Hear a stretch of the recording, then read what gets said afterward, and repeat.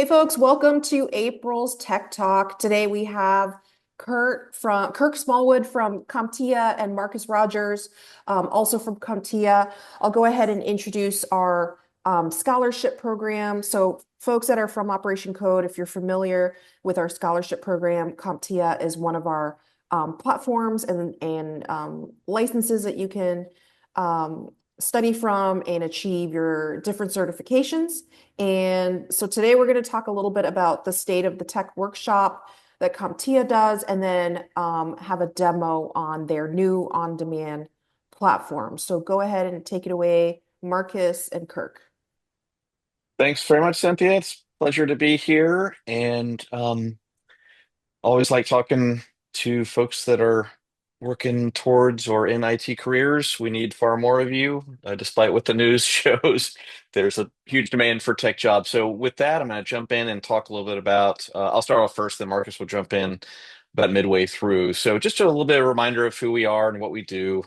We are a global certifying body. We've awarded more than 3.5 million certifications over the years since we created our first certification, A plus, way back in, I think it was 1993 or so. And from then, as we'll show a little bit later, we've certainly evolved into the number of certifications that we have and also number of products, which Marcus will show too. We are the number one vendor neutral IT certifying body in the world. I believe we're number two overall versus Microsoft. I think they're a little bit ahead of us. But a couple years ago, we were the number one mentioned certifying body in IT job postings. So we're really proud of that. So we continue to be well known, well respected. We're in 230 countries around the world. I like to, with certification holders, I like to say we're kind of an economic passport in a way because our certifications really are equally viewed globally. No matter where you go, you get a security plus. It's, the job is the job. There may be language differences, but the job really is the job, no matter where you go around the world. So, it's great to be held in, this kind of high regard. At our core, we are a research body. Research is critically important. It really helps guide us into the products that we create, but also helps us provide a lot of guidance to our partners, people that are, checking out the tech industry or in the tech industry, where trends are going, where things are headed. We have just a lot of great thought, intelligence, and leadership around the industry, and you'll see us mentioned in, major publications like the New York Times or Forbes or what have you around what we're seeing in the tech jobs market, and we'll talk a little bit more about that in a second. Um, we have learning solutions. So for a long time in our history, we only had the certifications. We just had certifications, and then there were partner organizations out there that made content for those certifications to learn them, labs and books and test prep and e-learning and all that. And then a number of years ago, we decided we were going to jump in that game and create our own learning solutions. And they have continued to evolve and get better and better. And the reason we did that was there's a lot of inconsistencies out there in terms of the content that's out there. We were hearing that many times people were finding the content lacking in terms of preparing for all the objectives of the exams. Also, there are organizations out there that would just make content for some of our certs, not all of our certs, and then some of them that would make, just labs or just test prep. And we've created a portfolio of content that extends to all of our certifications, has e-learning, labs, and test prep, and it flows really nicely since it's coming all from the same place, the same terminology and everything. So it really flows well. And so it's been really well received. People say they love our content, and so we're really proud of that. And then again, certification, most people know us as a certifying body. In fact, I think some people know us more by the names of our certs than necessarily the name CompTIA, interestingly enough. You say, oh, A plus or security plus. They're like, oh yeah, I know that. Oh, you're CompTIA, you make that. Okay, great. So sometimes there's a little disconnect between our brand and our products.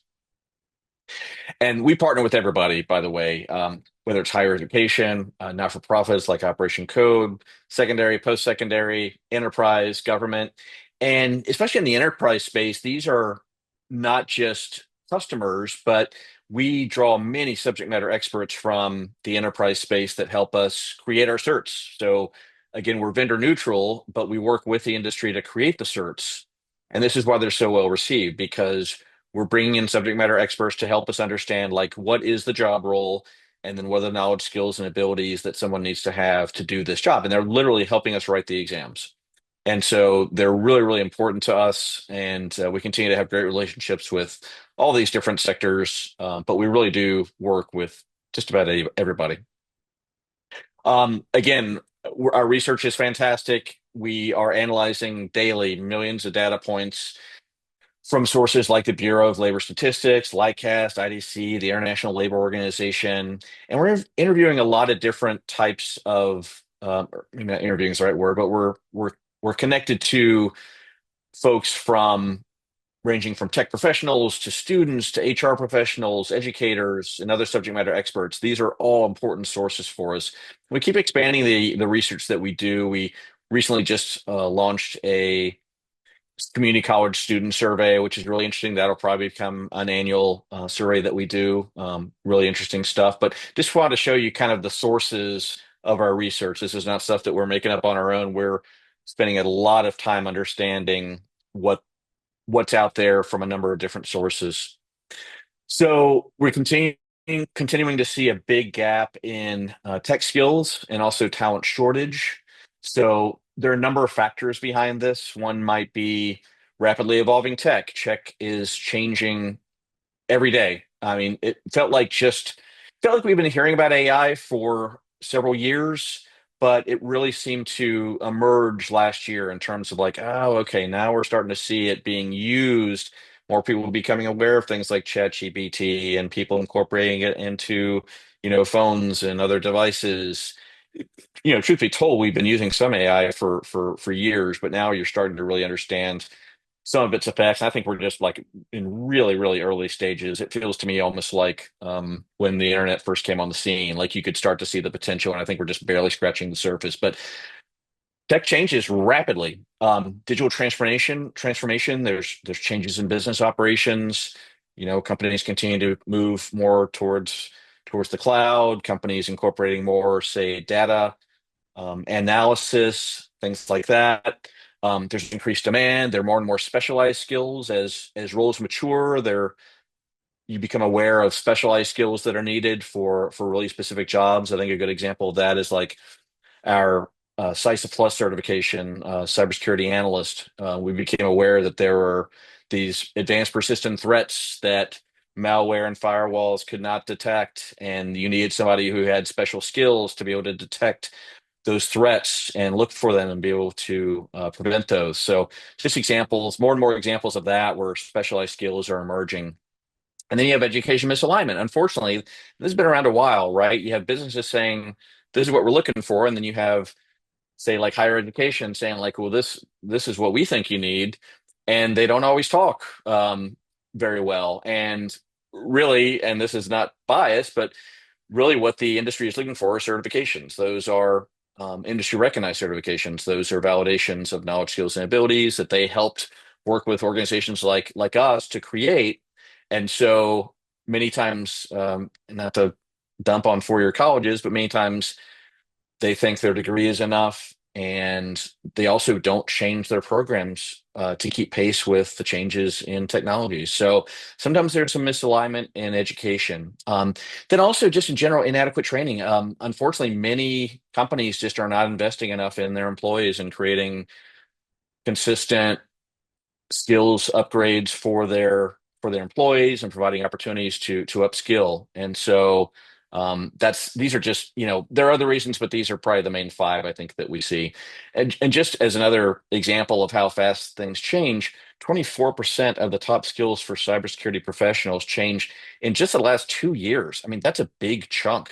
In some of our certs, over the course of say 3 years, if we change like 20%, that's a pretty big amount, like over the course of like 3 years. This is 24% in 2 years. So just things are changing so rapidly, and it can be hard to keep up for everybody, for instructors especially. When we talk to HR professionals, we do a lot of communication with them and just try to understand like what they're seeing out there and what their concerns are. And there's definitely a concern. 73% are saying skill shortages are a major concern. Still, skill gaps are a concern, and then skills mismatches. And those different terms mean like, in some cases, a shortage may be like you're not finding anyone out there. You're trying to interview for a new job, and you're not finding enough people that are capable to be hired, from outside your organization. Skills gaps are generally thought of within your organization, but there's somebody who needs some upskilling. They're good to a point, but they need some more upskilling to evolve and continue to keep up with things. And then skills mismatches, like an example of that might be where if you have, say, some folks that have been in the IT industry for a long time and they're very good with, like, say, soft skills, but maybe they aren't keeping up with the latest technologies as much. But then you've got some newer, younger folks that are coming in that are really good at technology, but they don't necessarily have the soft skills that the more experienced folks do. So sometimes there's some skills mismatches. And then again, some drivers of their concerns. I mean, you're seeing the same thing, the pace of technological change, the pace of demographic change, the pace of the market changes. The market, I mean, especially right now, you see how crazy things are out there. Just things are changing rapidly. And then the pace of organizational change. Sometimes the organizations are changing faster than they're not really keeping up with how fast they need to change or want to change. Um, so yeah, so we're seeing, similar stuff from HR professionals. They're also saying overwhelmingly that they're seeing a greater need for building digital literacy skills. And this is especially not just for IT workers. This is for their entire employee base, meaning almost everyone that works for an organization needs to have some level of digital literacy skills because you're going to be using some aspects of data analytics, cybersecurity, AI, devices and applications. Everybody in the organization more and more needs to have some skill in all these areas. I mean, who doesn't use data in their job, using worksheets and doing some basic analysis, basic cybersecurity. The main driver of cyber breaches within organizations is human error. So everybody has a need to understand cybersecurity to some extent. Same with AI. If you're not using AI, there's going to be someone that will take your job that is using AI or will do it better. So again, these are areas that affect everybody, no matter what your job is, pretty much. So they're saying resoundingly that they need to see more skills in these areas by all employees. Um, these are I gotta move something. The screen's blocking me here. Sorry. Um, so this is information. We also interview like C-suite folks, so um, business leaders and so forth, and same thing. They're seeing 74% of them are seeing either skills gaps that are growing or at best staying the same, but which is not good. They're still seeing a lot. So 74% are seeing either skills gaps not being addressed or getting worse. And it doesn't matter what industry you're in. Again, tech is in everything, right? So this is not something that's limited to, say, a technology company. You're seeing this in all companies because all companies have tech workers. So the good thing is they're starting to recognize this, even if they haven't addressed it well. They recognize that they need to do better in terms of upskilling. And one of the big reasons is because it's a lot more inexpensive and saves a lot more time if you just upskill your current employees rather than having to go out and try to find these folks from the outside. Your folks that you already have are embedded within your culture. They know all about the company. It's a lot easier to train them and upskill them just on that rather than hire somebody completely new. And then it's a great competitive advantage. I mean, if you're upskilling your folks, you're going to be better than a company that you may be competing against that doesn't do this. So it's just it's good, but they still need to put their money where their mouth is, and it's not necessarily an inexpensive thing. It takes a commitment, but I guess like they say, the first step is recognizing you have a problem, and most of these companies are recognizing that they have a problem. Um, the one of the positive aspects is that the tech unemployment rate continues to be ridiculously low, and obviously there's a reason why I went back to January 2020. This is the start of COVID, and you saw some big spikes in the unemployment rate. But in the tech workforce, it still maintained a really low level, which is great news. It continues to show the demand.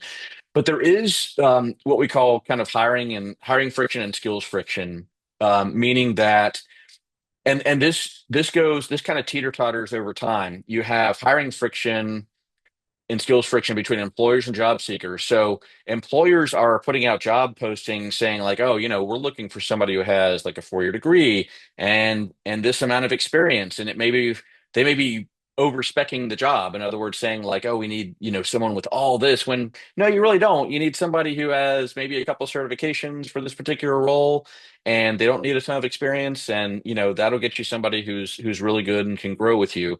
And so many times we see this ebb and flow where kind of right now the employers kind of have the power.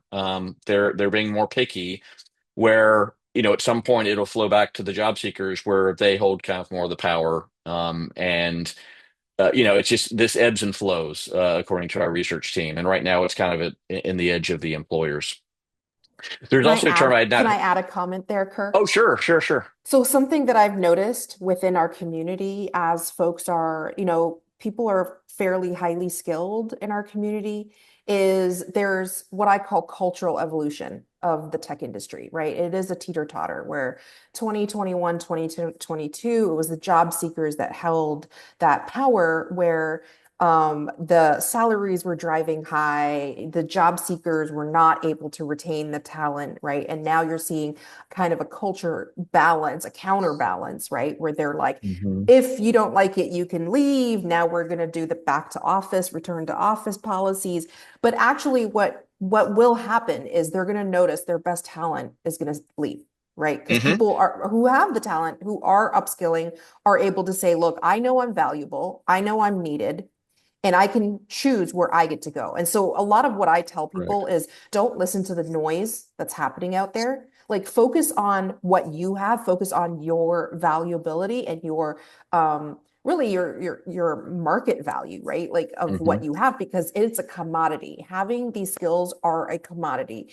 And then you get to pick and choose which industry you want to work in. For example, like that's what we typically see in the military community are folks that are highly skilled, they have leadership experience, they've got soft skills, and they're not necessarily going to be excited about working for an entry level position where they're not given upper mobility, they're not given responsibility. There's really no social impact in the company.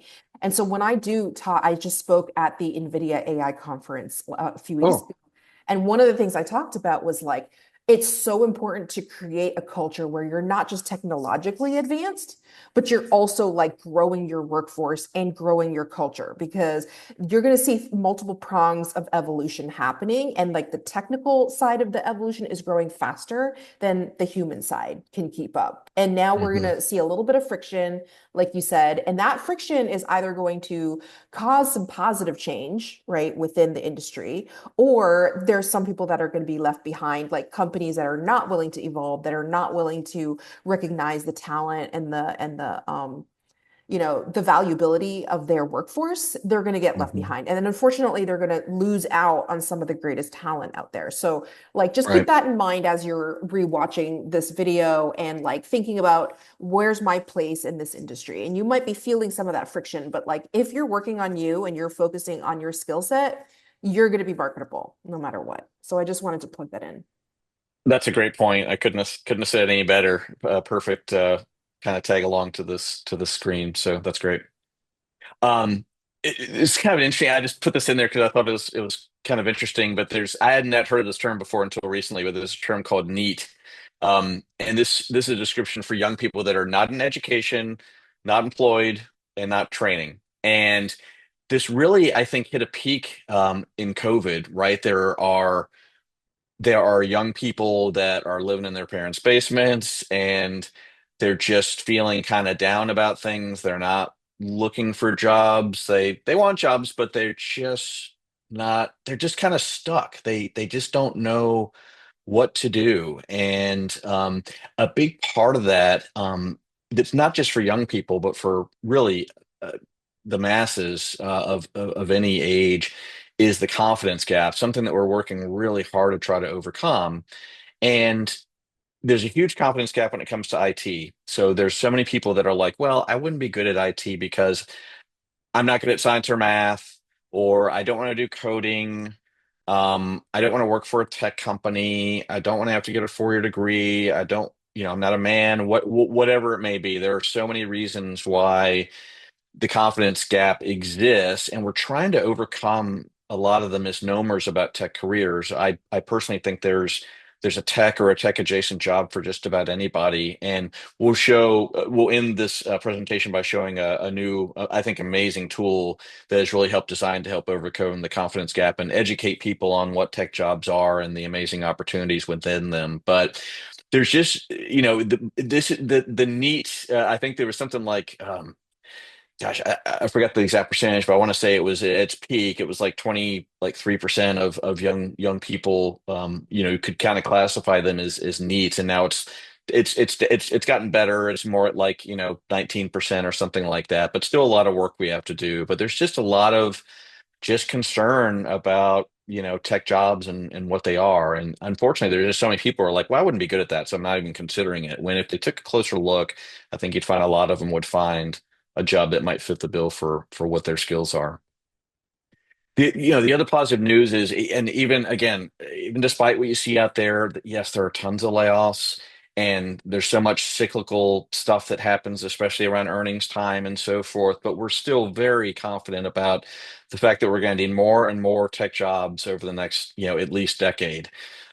These percent growths for these different jobs are relative to non-tech jobs, to like all other jobs, and for basically every category within tech, we're anticipating a large growth percentages, in terms of the need of number of these different types of jobs over the next decade. Of course, just like the stock market, there are ups and downs. If you zoom in really close, there's ups and downs from month to month, half year to half year, whatever it may be.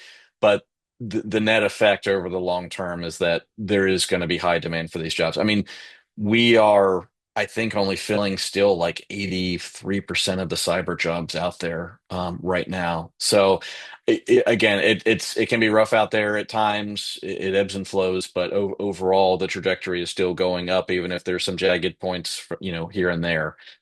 So that's good news. And then, the nice thing for us is that HR professionals also are relying increasingly on industry recognized technical certification. So if you look on the left, from 2023 to 24, you saw not only that more HR professionals were saying that certifications were becoming a factor, but that more were saying it was becoming a significant factor in the hiring process. So that's great. And again, it's in a way, it's kind of a shortcut for them to look and be like, oh, you got Security Plus? Okay, you have the knowledge, skills, and abilities to do some entry level, cybersecurity jobs. And for a lot of companies, it meets, regulatory requirements and compliance issues. And as I mentioned before, certifications are more up-to-date assessment of technologies than, say, 4-year degrees, because we have to refresh our certs every 3 years. We're even, frankly, discussing like, do we need to try to increase the cycle on those as well? Is it every 2 years, what have you? Is that what's needed? So it's something that we think about. But it's also, as large companies especially are using technologies to quickly scan resumes and see what the qualifications are that you have. Many times it's like, if they scan and don't see a certification, you'll go into a different pile, right? The certification many times is something that helps you get your foot in the door, at least for the interview. So that's nice to see, at least for us, that certifications are becoming more and more important within the hiring process. Marcus, I think I'm going to turn this over to you now. How do you want me to do it? Do you want me to Yeah, just, I was thinking, how about you control the slides, but okay, I'll talk through them. cool. Hey everyone, my name is Marcus Rogers, Senior Account Executive here with CompTIA. Kirk, fantastic job on the research that CompTIA does produce. It's readily available, complimentary if you just head to CompTIA.org. There's even a ton more. I know we work, to work with them and try to get more relevant information out there as much as possible. They're always looking for more topics, more kind of things that people are looking for. So this is the first slide I'm talking about, the CompTIA tech job landscape, and the growth spans, depth, and breadth of technology fields. I think here, this is just more of what the development, support, security, infrastructure, tech enablement, and data pathways are looking like. And unfortunately, CompTIA does develop certifications and courseware for every single one of these kind of pathways or tech jobs. And what this shows you is kind of that there is some sort of job within each kind of big picture of like a development, support, infrastructure security. Security is always going to be like cybersecurity, the hot word. Infrastructure is networking, cloud engineer, data center technician, and then data, data analyst, data engineer, data specialist. All of our certifications, there's a pathway for you to go down and attain one of these kind of development or landscape roles. So just want to touch on this one. Yeah, and I was just gonna add, like we think of these as like job families, and this is kind of how we group them together, and just kind of helps us visualize, these main core sectors. I think the interesting thing to point out too, sorry to interrupt too, Marks, but I think the No, you're interesting thing to fine. point out too is like, development. Like you hear so much in tech about coding, coding, coding, coding, coding, and of course it's probably the most prevalent job in tech, the single most prevalent job in tech or job area, but it's still only, about a third maybe of all tech jobs. So if you look at development versus, and then you add that versus support, security, infrastructure, tech enablement, data, still far more jobs are non-coding Mhm. than are coding. So I just think that's kind of interesting to point out because a lot of people just, again, one of the misnomers, like tech is coding. Sure, but there's a lot more to it than that as Yep. well. Yep. And then job roles to come to your content and certification. I know the wording on here is a little small. I can read it barely, but it just puts an X under what the job role is, and then which certification that we do in our portfolio that does match to it.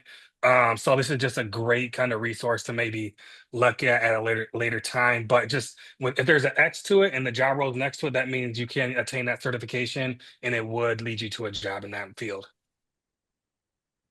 Yep. And then it's funny and Kirk remembers this, when we go out to trade shows and events and conferences and, I visit partners and whatnot, this is always going to be one of our most valuable marketing items right here. It's CompTIA Pathway to Jobs. And people just want to know, hey, I was at an event in Houston 2 weeks ago and someone came up to me and said, hey, where do I start? Right? What is the actual launch pad for my career? I want to get into IT, but I don't know where to start. So I pulled this up and just showed them, hey, here's where you are right now. And I kind of started with ITF, or what is now known as Tech Plus, and then say you got to you almost got to start with that foundation to cement the basement, right? And that's A plus. And then from there you go network, and then that's when you kind of get to choose which pathway you want to go. Is it infrastructure? Is it cybersecurity? Do you want to go into the data and analytics world? Things like that. But you got to kind of start with your base. I compare it to building a home, right? Bad foundation is horrible in the future. So put your foundation in, get the A plus. But furthermore, if you're new to this field, Tech Plus is a fantastic kind of assessment to see, hey, is this something I want to continue with and push with my career? And then Yeah, we it's great. also, Now, oh, go ahead, Kurt. yeah, I was just going to say, I think what's exciting is also the new data and analytics Yep. pathway. Yep. It's because data is not necessarily IT. Data is everywhere, like IT, but you don't have to be working in IT to use data. And so, data is almost like the new commodity, right? It used to Hmm. be like gold and then oil, and now it's kind of data, right? If you're an organization that is not utilizing, analyzing, interpreting data to understand like what are your strengths, weaknesses, where are you missing the boat, it's you're not going to be able to exist. I mean, Yeah. everyone's gonna pass you. So I think it's really exciting. That's our newest pathway, and it's been incredibly popular because of what I just said. Data's everywhere, and the need for data skills is just And growing and growing. And then one thing I did want to touch on is we do have the Project Plus certification and Cloud Essentials certifications on the left-hand side there. One thing I just had a great conversation yesterday about Project Plus and what's the fit, right? Project Plus is more for the day-to-day project managers who are actually doing the tasks day to day. While someone like, do I need to get the PMP? And the PMP is tough, right? Because the prerequisite is about 2,500 to 3,000 hours of work experience. I always say the PMP is for that supervisor who is supervising over the group of project managers, right? That's where you really need that PMP. While Project Plus is just a great day-to-day project manager certification.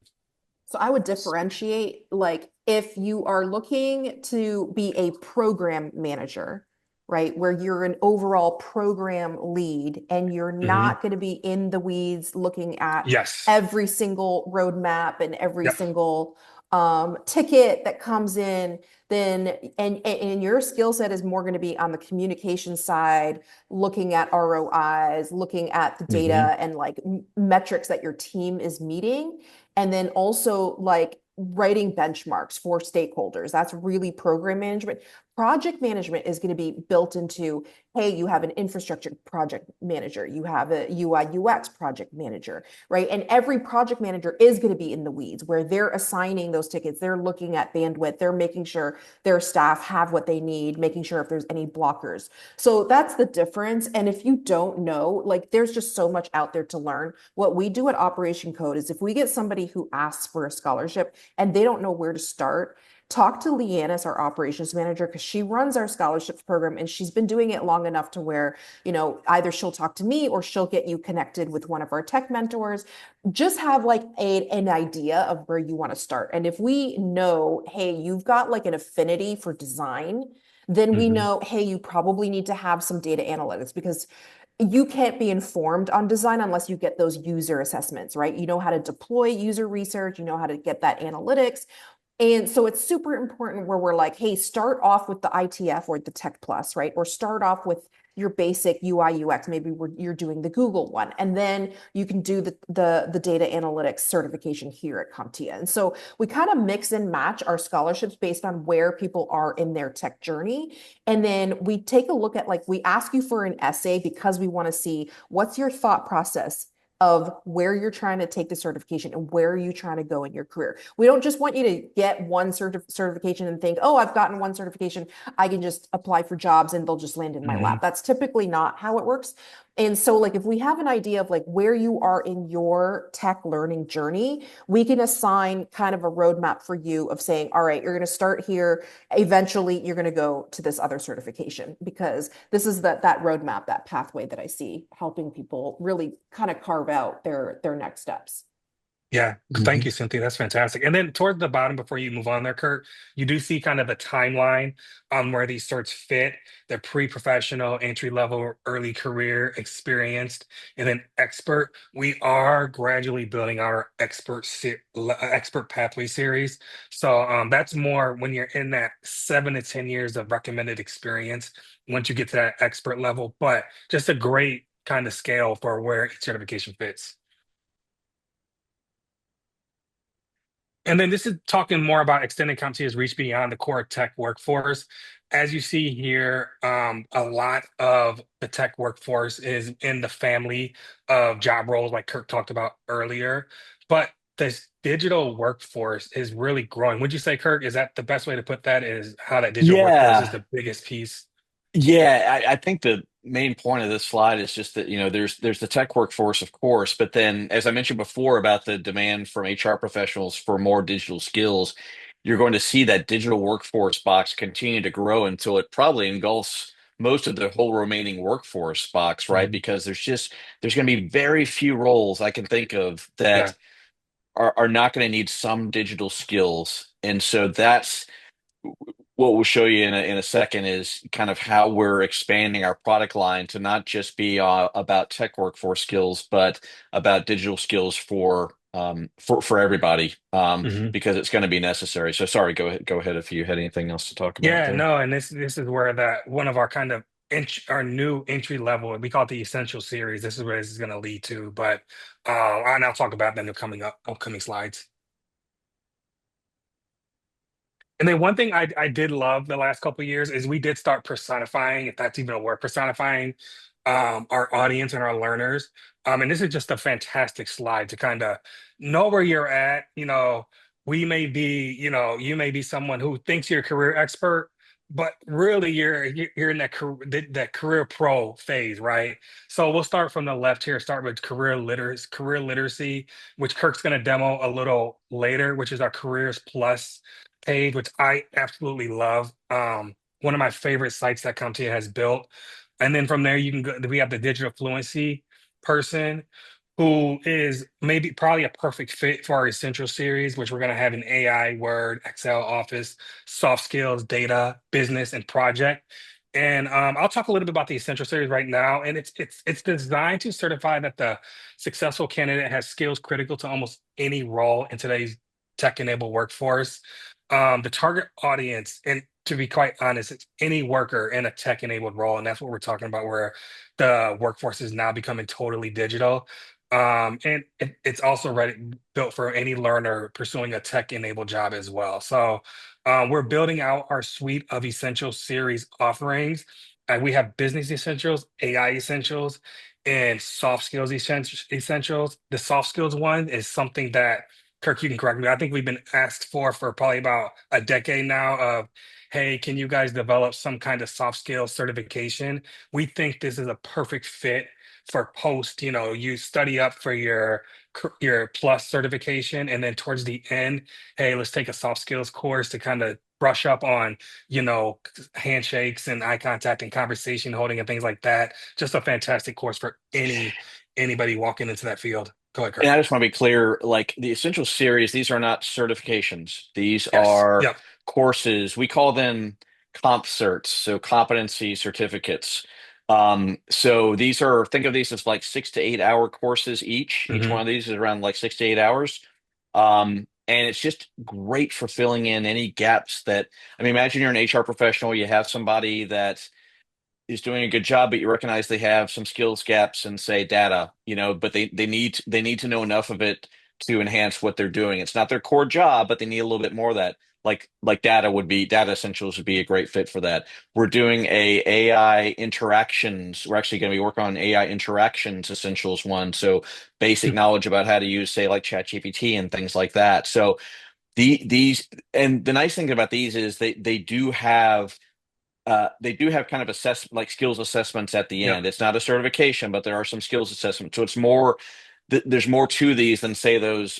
I know personally, like at CompTIA, like once a year we got to watch these like harassment videos, right? And you're just reading information. There's no test to it. There's no assessment of what I learned or anything like Yeah. that, really. It's just you're just watching videos.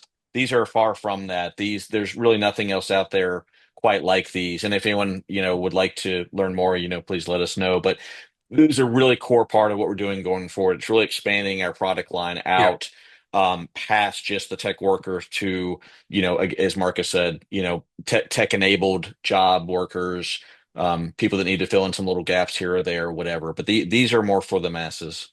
And these are going to continually be enhanced. I do know that they're going to try to put a couple PBQs in here as well. Just performance-based questions is kind of our lingo as PBQ. But these are going to be, yeah, these are, like Kirk said, they're going to expand, and we're going to have a ton of these offerings coming out soon.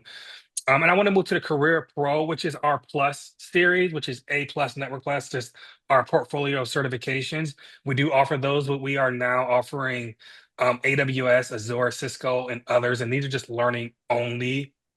So you can get the plus certifications and then learn, AWS, Azure, Cisco as well.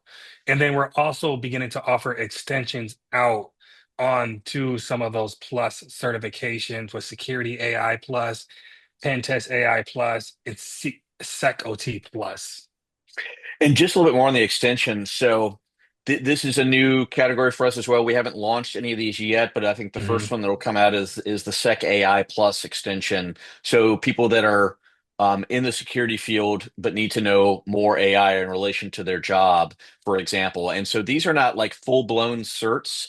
But we wanted to get away from like if we kept just expanding Security Plus it, it would be, I mean, at some point it would become two exams, and we don't want that. So we started creating more of the extensions along those lines to specialize in like say AI or security for operational technologies and things like that. So you'll hear a lot more about these. We're really excited, especially about the Security AI Plus. That Hmm. should be launched, I think, by Q1 next year. I think sometime in Q1 next year at the latest. But we're already hard at work on that one.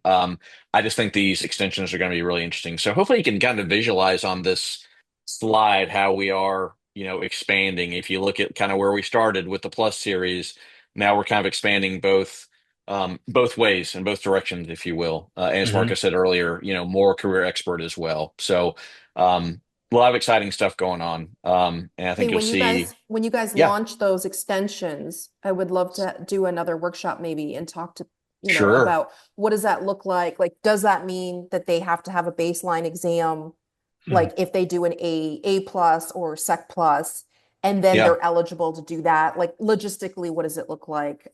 Yeah, for sure. Be happy to do that. Yeah, Absolutely. cool. And then one thing Um, I did want to touch on. Sorry, Kirk, I didn't mean to cut you yeah, there. yeah, When no, go ahead. I skipped over the career intro, and we call it, and they're little A plus, the little A plus series, little A plus network, little A plus cyber, little A plus coding. And what I like to call these is kind of fast tracks to get you into, little A plus cyber is going to get you into the security plus coursework pretty quick. So, not everything you need to, everything in A plus and network plus is not needed to learn for the security plus certification, right? And consistently we hear that folks don't want to go through the entire A plus and network plus courseware and certification to just get their security plus. They want to get that security plus as fast as possible. And what these little A plus courses do is they're kind of fast tracking you through what you need to know in the prior certifications and then be able to study up that, security plus, for example, or network plus, and be able to pass it in, a certain time frame. So we're really putting in those coursewares, the stuff you need to know in the prior certifications, and then getting you into studying up for the certification you want faster. Exactly. So pretty exciting stuff. A lot of stuff being developed. Everyone asks about, AI and what we're doing around there. I think our core belief is that there's not going to be a whole lot of like AI specific jobs, at Mhm. least not initially. But that again, sorry to jump in here, Marcus. I was just You're I good. just started No. thinking about this. Yeah. But you're going to see, it's the person. Everyone says, "Oh, AI is going to take jobs," and it's like, no, it's but somebody who can do your job using AI will take your job. In other words, somebody that if you don't have AI skills and somebody else does, they have a huge advantage over you in terms of doing the job more effectively, more efficiently, faster, all that stuff. So we that continues to be how we see things there, but there will be some specific AI jobs out there. We think in terms of security, again, we're going to be releasing a security AI plus and pen test AI plus, so specific AI components of those particular security jobs.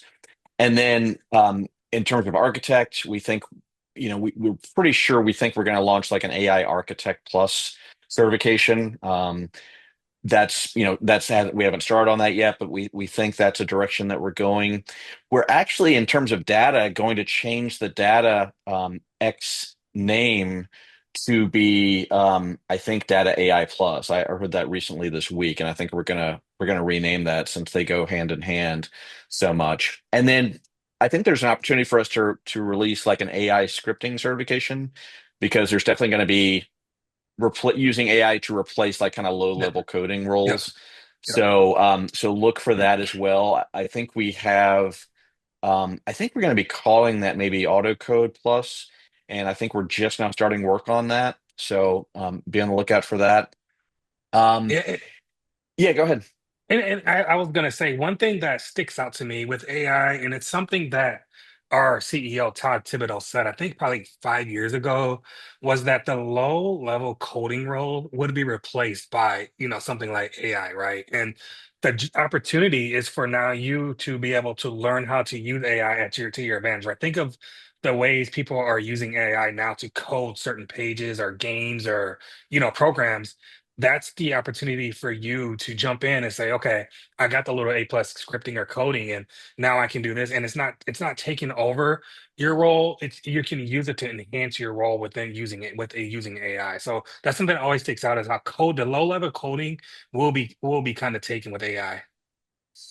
Yeah, and around prompting, we might have Hmm. something around like AI prompts plus, systems operations, AI sysops plus, and so on and so forth. So some of these are being worked on now. Some of these are kind of how we envision things. Things could change between now and then, as we see things change rapidly. But that's kind of how we just want to kind of share how we're looking at things right now in terms of our AI framework. So definitely more to come on that. And Cynthia, great suggestion. We're happy as these things emerge more and our development comes to fruition. Happy to present more on these and give constant updates. One thing I'll post in the chat. I'm not gonna do it right this second, but we have a exam objectives under development site that's just free. You guys can always look and kind of get a feel for what we're working on. And you can get a feel for, any new certs that we're working on, whether they're brand new certs or refreshes of current certs that are out there. And you can see what the exam objectives are. And for a couple of these, like the Sec AI Plus and the Autocode Plus, those are in we call that pre-draft objectives. But you can at least get a feel for like what we're thinking right now, and it gives you a good idea of probably where it's headed. So I'll put that in the chat here in just a second. Um, what's next? And then Marcus, why don't you let Yeah, me stop sharing, and then you can I well, wish. I'll lead in just for a second, then maybe you can Yeah, go start ahead. start Yep. work on this. So we developed a new product called OnDemand, and the reason we did this is there's so many people for which they maybe they want to get into tech careers, but for a lot of the boot camps and things like that out there, they just can't make things work for their schedules, Hmm. right? There are many people that are already out in the working world. They have tight schedules. They can't necessarily commit to like a set scheduled, boot camp over the course of several weeks or a semester course or what have you. They want to study and have, I think for a lot of people, classroom-based education, structural-led training Hmm. is great, but fitting that into the schedule is really hard. And so thinking about that, we create a new product called On Demand. And the idea behind On Demand, I kind of like to think of it as a hybrid. It's like the best of both worlds, like self-study at your own pace, at your time, with a lot of the benefits of instructor-led training in terms of like support and how the content is presented.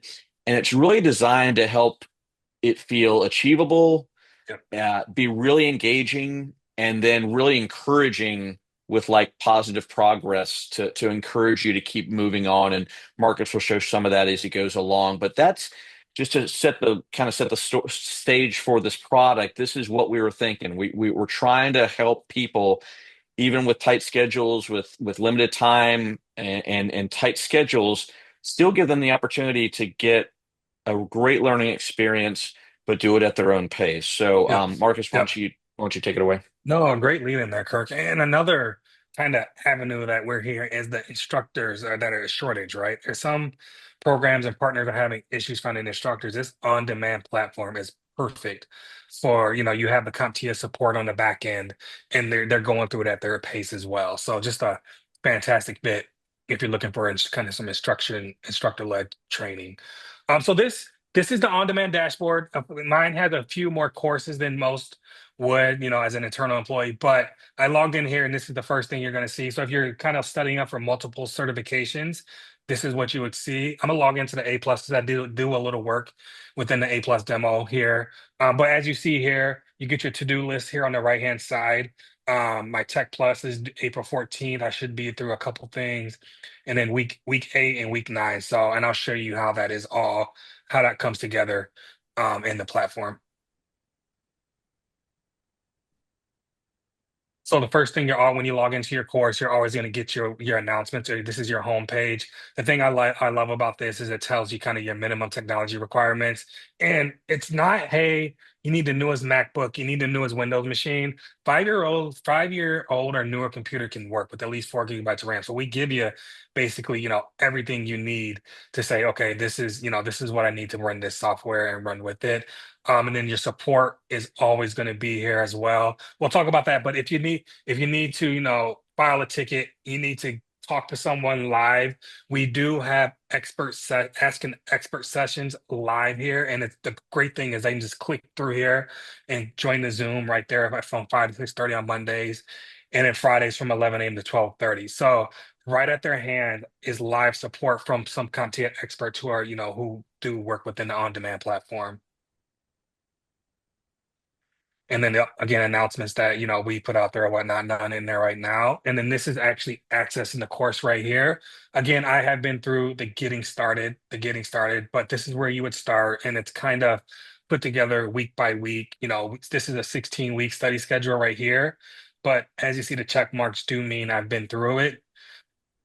And then here I did do a quiz, but the great thing about it is, let's say, you submit it, you're like, hey, I didn't really understand that. Let's maybe do it again. You get a badge here, and then here is kind of load the module quiz in a new window. So you go through that quiz, and you got to get an 80%. And if you don't get it, you got to retake it or whatnot. But you get a badge for completing quizzes, completing labs, things like that, and it'll tell you up top how many attempts you have at the quiz. And then When to it your does again too, like in terms of one of the things that Marcus went through was the pacing guide, or it kind of yeah. glossed it like right there. This helps you really understand, like, okay, we set it to as a standard 12-week pacing guide, but if you wanted to, you could say, and it may show you probably have to stop sharing this and show the pacing guide, I'm thinking, because it probably Did I, opened in a different window. did I yeah, let Um, me I think, but it's just a basic Excel spreadsheet, but you can plug in, um, you can plug in, say, yeah, I'm going to do this in, this one's showing 16 weeks. And then hmm as you change the number of weeks, it'll automatically change and show you, okay, here's what you need to cover week to week. So it really helps you stay focused and, again, make it achievable. You can plug in pretty much as many weeks as you want. You could do 52 if you hmm wanted to, I guess, but it just really helps you break it down week by week so it's more manageable, in these chunks that, like, okay, yeah, I can do this. I can't do it in 12, but I could do it in, say, 24, whatever. hmm So just helps you break it down to where it's more manageable and helps you visualize what you need to cover each week to get done the course. So sorry, I Yeah, just want to great, make great. sure you pointed that No, no, out. great point there. Great point there. I said it's 16, but yeah, you can. I mean, you can play with this and get it all the way up to 30 something weeks, and it breaks it down to, okay, this is what you need to do in week 1, week 2, week 3, little light, but it's a great way to kind of barometer to kind of see where I need to be week by week or day by day at that. So, yeah, great point there, Kirk, to bring that one up. And then Yeah, let's sorry, I know get it's a little bit of a pain because it takes you to another screen. But Yep, anyway, nope, no worries, no worries. maybe show one of the just a glimpse of, like, kind of one of the videos, Yeah, yeah. because So they're great. They're really done from, it makes you feel like you're in the classroom kind of. one thing, yeah. So here are the study materials. When you log into here, it's an introduction, and then it basically tells you, hey, this is what you're going to go through in this course, in this module. And then from there, you just hit the next. And then this one is cable types. And this is learning video. This is video-based learning. So it's not going to be a quick, 1 to 2 minute video. This is an 8 minute and 50-second video. And I'll start it up here. In this lesson, we're going to talk about cable types. Let's get started. Personal computers have lots of different connectors and ports on them. If it's a desktop computer or maybe a gaming computer, there can be lots of different connectors. On laptops, again, same thing, lots of connectors can. So you see, he's going to break it down to, the bits and pieces of it. But also, if you have someone who says, hey, I would love a transcript. Some people just learn better by reading. This is exactly everything he's saying and going through word by word in it as well. So a great But it's kind cool. You'll of, see them use like whiteboards and stuff like that. So Mhm. it's, it makes you feel like you're in a classroom kind of thing. So lots of videos in this, Yep, lots of engaging videos. yep. And then if you want to head back and see, okay, you get done with that. And then I want to show you guys a lab as well. And then here is the lab. So the labs are, you can play with the modules and all the labs are right here. And the first one is always going to be explore the lab interface. Then just load it.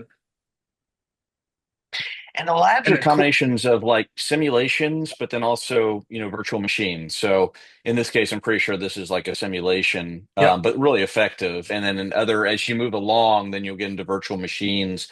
But you'll know if we went through the whole thing, you'd notice that like towards the beginning of the course, you're going to have more labs with kind of assisted labs, as we would call them. Hmm. We have a lot of specific instructions of like, here's what you want to do, and here's how you're going to do it. So do this, do this, do this, do this. As you move along the course and you get towards the end, they're going to be, labs you do that just say, here's the objective. Now you Yep. figured out how to do it. It's going to be, you're going to have to apply it. We call those applied labs where you're applying that knowledge and we're not going to help you. You got to Yep. figure it out yourself. But in this case, this is an assisted lab. And Kirk, I love that because I always say assisted labs is we give you the recipe, you just follow it, and you'll complete the lab. With the applied labs, it's hey, we give you the meal, now figure out how to get to the finished Yeah, product, right? exactly. We're not going to give you the So, recipe. You got to figure out how to yep, do it. yeah. So this is the scenario. You're always gonna have your scenario on your left hand side over here, and then you just complete you complete your inventories over here, your workspace, things like that.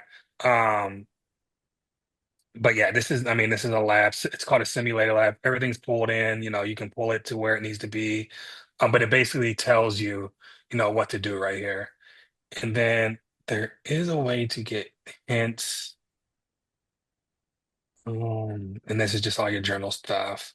There is a way to get hints. Let me see. So if someone is really struggling, and I can't find it in here right now. Score lab, yeah. So this will tell you, and then they'll kind of tell you, how to do it. But just it gives them the way on how to complete the labs and whatnot. And if they want to print that out, they can do that. So we'll get out of this. And then one thing I did want to kind of highlight, I love highlighting it to people, is that we do believe, and I like to call it kind of gamification of the badging. I believe it was in the calendar. It's credentials where my Yeah, go back badges to the would other sit. menu, Yeah. credentials. Yep. Excuse me. So this is kind of this today's generation do love the games and loving how to get attain stuff. So I did complete the one quiz and it tells you kind of what the completion requirements are. And it's not all the same. It's going to always be a different practice or whatnot, but you complete it and you said it tells you when it was earned and then the badge details and then go ahead, Kirk. No, I was just gonna say we did, as Marcus said, kind of borrow from the gaming companies. That little badging, it just really does make a difference. Just kind of encourages you, gives you that incremental progress. So you feel like you've done something, you've accomplished something, and then there's actually, if you had like a cohort of 10 or more people within a class, you can see a leaderboard in terms of who's gotten the Hmm. most badging and stuff like that. And it seems so simple, but it really does work. I mean, this the Yep. reason why gaming companies are so successful. Just and I'm a sucker for it. There's a stupid game I play on my iPad. It's really dumb, and yet you get little incremental like awards and stuff like that. I'm like, oh, I find myself addicted. I'm so mad at myself because and it's the same idea, right? It's just like a little bit of encouragement, it keeps you going, makes you want to continue, and stay on pace. Yep. So that was just additional thing that we added in there to keep people motivated and encouraging them. So Yep. It's And positive then reinforcement. it is. exactly, It is. you It's the Yes. said same much better, thing when much more you're eloquent than I did. Yeah, you try to get exactly. KO to run a mile, you have to bribe me with chocolate after it. But the great thing is here are all the badges. They can see them, and like you said, it's gamified, right? Like, hey, let's see if you can get the further in the badging world. So, and they can share these onto their profiles and whatnot. Very And then cool. last but not least, I do like to highlight is the support. The support is there for them. So we do have a quick assistant down here. with live agent support. And then for more, if they need expert escalation, they will escalate your request to a content expert. But then also you create your ticket directly here, easy to create it there, expect a 1 hour response time. So we almost give, and correct me if I'm wrong, but Kirk, we give these as prior on demand, attendees priority, in their ticketing system. So they're gonna, because they're going through it themselves, they're gonna expect a 1 hour response time for tickets received Monday through Friday. So that's a really quick turnaround time. And then we do have those live expert sessions as well, 2 times a week, hour and a half each, where they can just come in and say, hey, can you talk through this with me a little bit more and things like that. So Yeah, just a think of it as like ton office of hours, kind of office yes. hours for Yep. the students. And then Yep. we do some monthly technology expert series as well. So Yep. Yep. And then Kirk, I think you were gonna show the yeah, the yep, last thing I wanted to show was I mentioned before about the career. confidence gap when it comes to tech careers. We spent a ton of time creating this new site. It's called our Career Explorer, and it's really designed to help people understand the amazing opportunities for tech and tech adjacent jobs. I'll go through this fairly quick. I know we're running out of time, but um, the first thing you can do if you want is to take the career quiz, and it's just a really simple quiz. It just asks 3 questions, just basic things. What are 3 of your work style preferences or work strengths? I'll say I'm organized, I'm a thinker, let's use that term loosely, and I'm a connector. You can reorganize these however you see fit, and that does affect the outcome. You can say like, what's your current job now? If you're a student or don't have a job, you could click I can't find my job, but otherwise I could say I'm a bank teller, and you can even dive in a little bit more specifically on, I'm a loan interviewer and clerk. And then next, what's most important to you with your career? I'm going to say advancement, purpose and stability. And notice I didn't put, salary because I figure if I have advancement opportunities, the salary would take care of itself. And from there, it's going to spit out kind of some suggestions of things that might of jobs that might be good for you. Um, but I tell everyone like don't get hung up just on what it recommends here. Like really take the time to explore a lot of these different jobs, and you can do that through the Explore Career section. So we have I think 100+ jobs in here that are tech and tech adjacent. You can sort by job families or specific tags, like if they need a certain certification or what have you. But within any of these, different types of jobs, you can dive into really digging into, more of the details of what this job is. So first of all, you get a quick snapshot, the number of job postings, and this is US only, by the way, but the number of job postings, the salary is much higher than benchmark, and the job growth is much higher than benchmark. And then you can start to dive in a little bit more. You can even dive in geographically. Cynthia and I are in Virginia, so I'm gonna click on there, and you can see the related job postings that you might want to consider in this job family. From there, you can see earnings potential and how it relates to how it compares to median all other jobs, median salaries, much, much higher, as you can see. The job outlook over the next like 4 years, 9% growth, which is great. The types of employers that are hiring, we just kind of list a few different types of organizations that are doing hiring here. Usually it's a wide variety. What are requirements and qualifications? Do you need job experience in this role before you can, in this field before you can get it? Do you need advanced digital skills? Do you need a 4-year degree? What are kind of some core requirements of the job? And then is this a type of job where you can work, you know, is it in person only? Is it hybrid? Is it purely remote? What does that look like? But I think the all that is amazing information.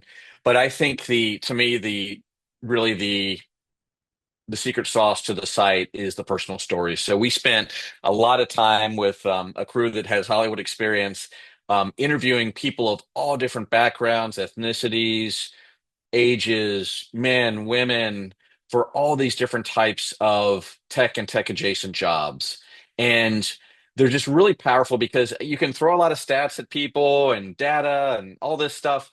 But unless they can envision themselves doing the job, it really doesn't matter, honestly. And that's where this comes in, the personal stories. It's designed to let you hear from these people that have doing the jobs. They talk about their journey to this job. They talk about what they do on a day-to-day basis. I guarantee you most people don't know what each of these jobs are. So they explain like kind of what they do on a day-to-day basis. what they like about the job and so forth. Like this girl, I like this video in particular because she says in the beginning, like, I knew I didn't want to do IT. And yet when she started exploring it more, she realized she did want to do IT because she just overcome some misconceptions she had about what the jobs were. So within there you can watch the video. I'm not gonna play this one, but they're usually like 5 to 6, 7 minutes long. They're just really well done, great people. And then, it kind of talks about their background here as well. Shows like their career pathway, what that might look like, other related job roles to what they're doing, other related videos that might be a little bit similar to her job role. But it's just the cool thing about it is there's such a variety of people with all different types of pathways. Some planned from the beginning to get into tech. Many had no plans at all to get into tech. Some of these folks were in food service or whatever. So it's just a really powerful way to show what these jobs are and give people the confidence to be like, oh, I'm like him. I'm about his age. I had a similar background experience. I can, okay, I think maybe I can, if he can, maybe I can too. And it's, again, helps to overcome that confidence gap. A new section that we just added, well, just added, but continue to add to, is this Careers Plus page. And this is designed to kind of test drive a career and experience kind of a day in the life of or certain scenarios that might happen for a particular type of tech job. We just added the AI engineer to it. We have cloud specialist, instructional designer, data analyst, et cetera, et cetera. Here's one for an IT support specialist. I'm just going to play a little bit of this, but these are actors. This is actually at our headquarters in Chicago, by the way. But these are actors, and they're just kind of talking about what a scenario might look like on the job. So I'll just play a little bit of this. My name is Catherine, the VP of Invest International. I'm Sam. I'm the IT support specialist for Invest International. As an executive, I recognize the importance of an IT department within an organization. Working in IT, we understand it can be complicated. Sam helped me out of a very difficult situation. He really did. Technology is great when it works. So that wasn't the exec video I meant to do. I meant to do one that was showing, let's see here. Well, here's one I think. Yeah, this is more like a scenario. Do you have any idea what this might be about? Not a clue. I've gone through all the scenarios in my head. We've done solid work. Why would they summon us like this? I'm sure it's nothing bad. Maybe there's a reorganization happening or a new project. Or maybe they need more cloud storage to handle all the new cat videos. I'm ready to deploy some serious servers for that. Seriously, though, whatever happens, we'll tackle it together. All right. Let's get Well, in anyway, there. I'll just kind of jump ahead, but It's at like we the got end, our work they, cut out for us. they gave him kind of an assignment, At least they didn't ask us to work weekends or holidays. and Yeah. then from there, it's kind of a choose your own adventure where you have some options to understand more what is an instructional designer, explore some different skills, AI knowledge, how will the team best utilize AI, continues their journey of whatever we're asked to do, like how did they end up doing it, and you can kind of continue through and again kind of choose your own adventure. So I think these are great. It just again helps people kind of visualize what a day in the life of a particular IT job might be like. So we'll continue to add more into this Careers Plus page, but it's a fun thing to explore. And then see, like kind of the other nice thing is the next steps toolkit. If you go down to the bottom here, you can start to explore career paths. Some of those we kind of showed you, but these are a little bit more dynamic, cybersecurity specialist. And then you can start to investigate what are those different salary ranges and job postings look like from beginner to intermediate to advanced jobs within these different types of job families. You can see, some job titles you might see at this intermediate level, skills needed at this level, certifications, not just ours, but other industry recognized certifications. So, here's some of ours, here's some other partner certifications. So just provides a wealth of information. This is kind of the culmination of, our research and all of our knowledge that's out there, but trying to put it into a tool that's fun, informative, easy to use, and again, really designed to help overcome that confidence gap. So I'll put this link in the chat as well. But that was really, I think it was a lot. I'm acting like it wasn't much, but that was really what we were here to kind of cover today. Just make sure you're aware of kind of what we're hearing out there research wise, what we're doing product wise, and what we're doing to help kind of overcome the career the confidence gap really that's out there in tech jobs. So welcome anyone's feedback on this. If you have other questions, please feel free to reach out. The designer in me, because I'm a software designer, is very happy, and I give all of the designers who worked on this new career page a major chef's kiss because I'm like, that made me very happy to see all of the personas and how easy it was to navigate. If you make sure you put, I see the link on the Explore page, that's careers. Mhm. Do you have that career like test thing of like where people can put in their strengths and like what I don't know what you called it, but it was like kind of analysis, like a Yeah, personality the, test for the careers. quick quiz that I did. Yeah, Yeah. that's just right there on the front page. Okay. When you go to that site, the very front page it says "Let's get started" and like take the quiz, and that's kind of like the first thing that you'll see on the page. I'll share that again real fast. But Yeah, I'll just make if sure you I if bookmark those and pin those when I put the YouTube video up so that yeah people watching yeah this after the fact can access that. yeah and actually I have. Thank you for mentioning that. I have a good YouTube video that you could also share. One second. Um, By the way, people who are not tech communicators, this is the power of great tech communication because you're taking something super technical, you're taking like concepts and abstract ideas, and you're making it into like a super easy to digest format where, somebody who doesn't know anything about tech can come to this page and go, all right, Yep. where do I fit in? Because they don't Yes. see themselves there. And correct. I work within this higher ed market, and those first couple weeks of classes, most semesters are kind of add drop. Am I going to take this class or keep it? I always recommend to my deans and my instructors to take them to this page, and especially your entry level certifications. Let them explore kind of the careers and have them put the cert in and go through some of those job roles and listen to what they're saying because they'll give you some really good insight on what to expect, the salary ranges and everything. So this is a great site. I'm putting also in the chat. There's a cool video. Let me make sure it works. Um, yeah. So this is just a I think it's a minute video that just kind of more briefly than I did goes over the site and the Careers Plus page and all that. So that's a great video link to share there. What I just put in. It's just it's in YouTube as well. Perfect. Does anybody have questions in that's attending live right now? If not, because I know we went through a lot and there are many nuggets of information. Got a really great comment, exceptionally well done. Yeah, loved all the work you guys put into this talk today. I love the everything from just the research to what's happening in the industry. What are you guys offering? Why it's important.